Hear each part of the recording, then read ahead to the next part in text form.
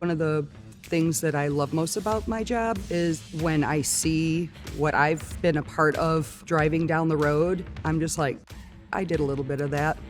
My name is Michelle Menendez, and I am a clay sculptor for Stellantis. I went to college for creative studies.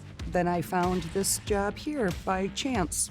I was teaching art, and I received a letter in the mail for a industrial clay sculptor class, which I had never heard of. And I said, I'm gonna put my application in. We got to meet a lot of the designers that were in the field. They would assist us and show us sculpted cars. It was just like a whole different world for me. This whole idea of building a car out of clay full size was like mind-blowing.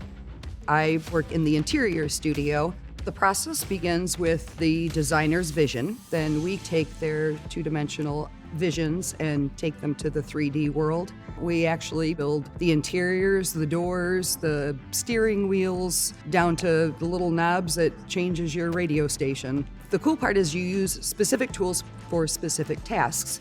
And a lot of the tools I have made myself in our shop so that we get exactly what we need.